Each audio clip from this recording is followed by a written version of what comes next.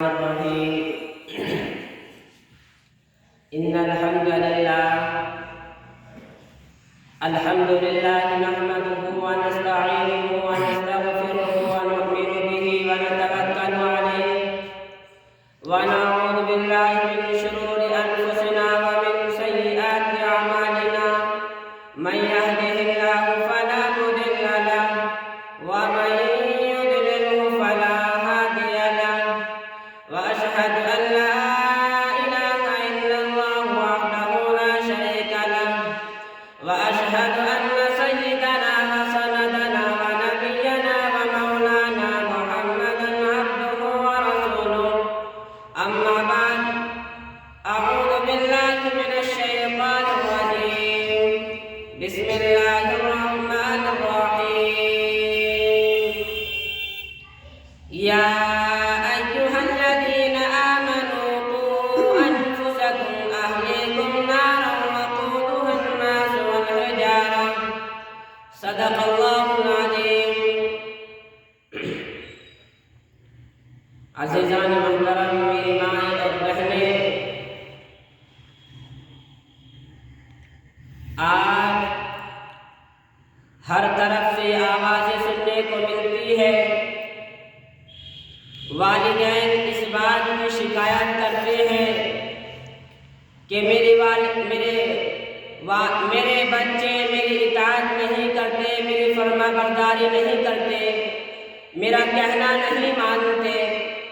اللہ رب العزت والجلال نے قرآن پاک کے اندر فرمایا کہ اے ایمان والو، بچاؤ اپنے آپ کو اور اپنے اہل و عیال کو، یعنی اپنے گھر والوں کو دوزخ کی آگ سے کہ جس کا ایندھن انسان اور پتھر ہے۔ حضرت عمر فاروق رضی اللہ تعالیٰ عنہ کی خلافت کا زمانہ ہے۔ ایک شخص ان کی خدمت میں آیا اور آ کر کے کہا، اے امیر المؤمنین، میرا بیٹا میری اطاعت و فرما برداری نہیں کرتا، میرا کہنا نہیں مانتا۔ حضرت عمر فاروق رضی اللہ تعالیٰ عنہ نے ان کے بچے کو بلایا اور بلا کر کے کہا، اے بیٹا، تو ان کی کہنا کیوں نہیں مانتا، ان کی اطاعت و فرما برداری کیوں نہیں کرتا؟ تو اس بچے نے کہا، اے امیر المؤمنین، آپ یہ بتلا دیں کہ سارا کا سارا حق والدین کا ہی ہوتا ہے، کیا کوئی حق اولاد کا بھی والد کے اوپر ہوتا ہے؟ حضرت عمر فاروق رضی اللہ تعالیٰ عنہ نے بتلایا، ہاں، والدین کے اوپر بھی اولاد کا حق ہوا کرتا ہے۔ تو اس بچے نے کہا، اے امیر المؤمنین، وہ کیا حق ہے، ذرا بتلا دیں۔ حضرت عمر فاروق رضی اللہ تعالیٰ عنہ نے بتلایا کہ بیٹا، جب باپ اپنی شادی کرنا چاہے تو دیندار عورت سے شادی کرے، اور جب بچہ پیدا ہو جائے تو اس کا اچھا سا نام رکھے، اور جب بچہ تھوڑا بڑا ہو جائے تو اس کو دینی تعلیم دلائے۔ تو اس بچے نے کہا، اے امیر المؤمنین، میرے والد نے تو میرا ایک بھی حق ادا نہیں کیا، اس لیے کہ میری ماں مجوسی فحاشی بدکار ہے، اور میرا نام جعل سیاہ فام بدصورت رکھا، اور مجھے دینی تعلیم بالکل بھی نہیں دلائی، میں تو جاہل ہوں، ان پڑھ ہوں۔ حضرت عمر فاروق رضی اللہ تعالیٰ عنہ نے ان کی طرف نظر اٹھائی اور ان کے والد سے کہا کہ آپ نے پہلے ان کا حق ادا نہیں کیا، پہلے آپ اپنی اولاد کا حق ادا کریں، اس کے بعد اپنا مقدمہ لے کر آئے، اپنے حق کا مطالبہ کریں۔ اس واقعے کو بتلانا مقصد یہ ہے کہ سمجھنا چاہیے کہ ہم بھی ایسا کر رہے ہیں کہ اپنے والد اپنے اولاد کی حق تلفی کر رہے ہیں۔ عزیزان محترم میری مائیں اور بہنیں،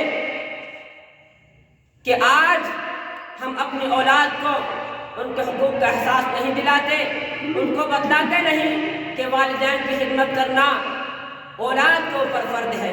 جب ہم نے ان کو بتلایا ہی نہیں، اللہ رب العزت والجلال نے قرآن پاک کے اندر فرمایا، وَاتَّقُوا اللَّهَ الَّذِي تَسَاءَلُونَ بِهِ وَالْأَرْحَامَ، اور اللہ سے ڈرو جس کا واسطہ دے کر تم ایک دوسرے سے اپنے حقوق کا مطالبہ کرتے ہو، اور رشتہ داریوں کا خیال رکھو، اس لیے کہ اللہ رب العزت والجلال تمہاری نگرانی کر رہا ہے۔ آج اولاد کے حقوق کو والدین نہیں سمجھتے، اس مسئلے میں اس قدر غفلت اور کوتاہی ہے کہ سمجھتے ہیں کہ اولاد کا کوئی حق نہیں ہوتا۔ میرے بھائی اور بہنیں، سمجھیں کہ اگر آپ نے اپنی اولاد کی اسلامی تعلیمات کے اندر ان کی تربیت کی، ان کے سانچے میں ڈھالا، تو حقیقتاً وہ آپ کی اطاعت و فرما برداری کریں گے۔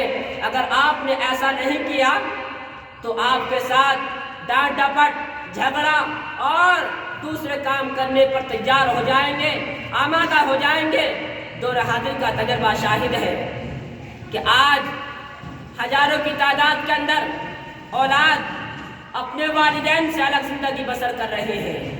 انہوں نے کالجوں کی بہت ڈگریاں حاصل کی لیکن دینی تعلیم بالکل بھی نہیں جانتے۔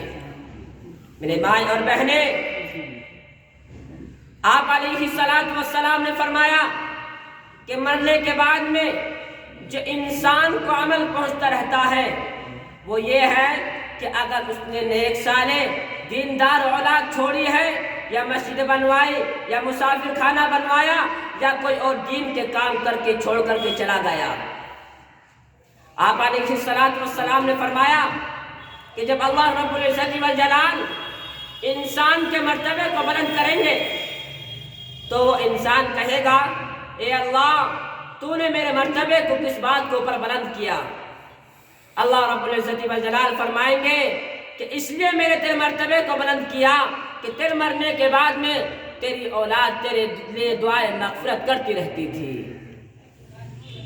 اولاد کی تربیت کرنے کا مطلب یہ نہیں کہ ان کو اچھے کپڑے پہنا دے، عمدہ لباس پہنا دے، اچھا کھانا کھلا دے، انگریزی زبان یا دوسری زبانیں سکھلا دے۔ نہیں، تربیت اس سے بھی اعلیٰ چیز ہے کہ اس کو بتلائے کہ جب بچہ بڑا ہو جائے تو من چاہے زندگی گزارنے کے بجائے رب چاہے زندگی گزارے۔ میرے بھائی اور بزرگوں، اولاد کی تربیت کے 7 مرحلے ہیں۔ پہلا مرحلہ اس وقت شروع ہوتا ہے، پہلا دور اس وقت شروع ہوتا ہے کہ جب باپ اپنی شادی کرنے چاہے، تو یہیں سے اولاد کی تربیت کا پہلا مرحلہ شروع ہو جاتا ہے۔ اس کو چاہیے کہ دیندار عورت سے شادی کرے۔ اگر وہ توقع رکھتا ہے، امید رکھتا ہے کہ مجھے نیک صالح اور فرمانبردار عورت عطا ہو جائے۔ بخاری شریف کے اندر آپ علیہ السلام نے فرمایا کہ انسان 4 نسبت پر عورت سے شادی کرتا ہے۔ پہلی نسبت تو یہ ہے کہ اس کا حسب و نسب کی بنیاد پر انسان شادی کرتا ہے۔ دوسری بنیاد مالدار ہونے کی بنا پر اس سے شادی کرتا ہے۔ تیسری بنیاد خوبصورت ہونے کی بنیاد پر اس سے شادی کرتا ہے۔ اور چوتھی وجہ یہ ہے کہ دیندار عورت ہونے کی وجہ سے اس سے شادی کرتا ہے۔ اللہ کے نبی صلی اللہ علیہ وسلم نے فرمایا کہ پہلی 3 بنیاد کو چھوڑ کر کے چوتھی بنیاد کی وجہ سے شادی کرنی چاہیے۔ آپ علیہ السلام نے دیندار عورت سے شادی کرنے پر زور دیا ہے۔ دنیا دار خوبصورت عورت کے مقابلے میں اگرچہ موٹی کالی ہونٹ والی اور حبشی عورت ہو تو اس کو نکاح کے لیے ترجیح دینی چاہیے۔ بہت کم لوگ ہیں جو دیندار عورت کو شادی کے لیے منتخب کرتے ہیں۔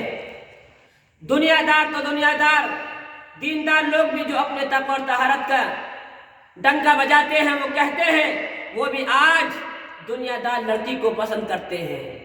آج ہمارے معاشرے کے اندر بے شرم بے حیا لڑکیوں سے شادی کی جاتی ہے، اس لیے کہ ماں کی نیکی کے اثرات بچے پر پڑتے ہیں۔ جب ماں خود دین سے ناواقف، اسلامی تہذیب کو نہیں جانتی، مغربی تہذیب کو پسند کرتی ہے تو اپنے بچے کی تربیت کیسے کرے گی؟ جب ماں اللہ کی نافرمان اور باغی ہو تو اپنے بچے کو اللہ کا نافرمان اور باغی ہی بنائے گی۔ اس لیے کہ عورت جو ہے زمین کی مثال رکھتی ہے۔ اگر زمین بنجر ہو اور پتھریلی ہو تو اس پر پودا پھل پھول نہیں سکتا۔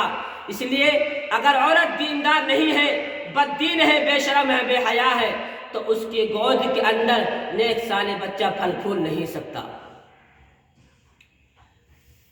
تاریخ شاہد ہے، گواہ ہے کہ بڑے بڑے لوگوں کے پیچھے ان کی ماں کی تربیت کا ہاتھ رہا ہے۔ حضرت امام بخاری رحمۃ اللہ علیہ کی تربیت کے پیچھے ان کی ماں کا ہاتھ رہا۔ حضرت نظام الدین اولیاء رحمۃ اللہ علیہ کے کردار کو بنانے میں ان کی ماں کی تربیت کا ہاتھ رہا۔ حضرت شیخ عبد القادر جیلانی رحمۃ اللہ علیہ کی بنیادی تعلیم کے سلسلے میں ان کی ماں کا ہاتھ رہا۔ اولاد کی تربیت کا دوسرا مرحلہ اس وقت شروع ہوتا ہے کہ جب شوہر میاں بیوی آپس میں صحبت کرے، جمع کرے، صحبت کرے، تو اس وقت دونوں اپنی نیت کو درست کریں، اچھی رکھیں کہ اللہ رب العزت والجلال ہمیں اس عمل کی وجہ سے گناہوں سے محفوظ رکھے اور ہمیں اس عمل کی وجہ سے نیک صالح اولاد عطا فرمائے، کہ اللہ رب العزت والجلال جو میں عمل کر رہا ہوں اس کی وجہ سے جو ہمیں بچہ پیدا ہو وہ دین و سنت کو زندہ کرنے کا سبب بنے اور ہماری نجات کا ذریعہ بنے۔ اور اس وقت اس دعا کا اہتمام کرے، بسم اللہ اللہم جنبنا الشیطان وجنب الشیطان ما رزقتنا۔ ترجمہ: اے اللہ تو ہمیں شیطان کے شر سے محفوظ رکھ اور جو ہم کو اولاد عطا فرمائے اس کو بھی شیطان کے شر سے محفوظ رکھ۔ امام بخاری، امام مسلم رحمۃ اللہ علیہ نے اس حدیث کو نقل کرنے کے بعد لکھا ہے کہ جب وہ بچہ پیدا ہوگا تو حقیقتاً وہ بچہ شیطان کے شر سے محفوظ رہے گا۔ ایک روایت کے اندر فرمایا کہ اگر والدین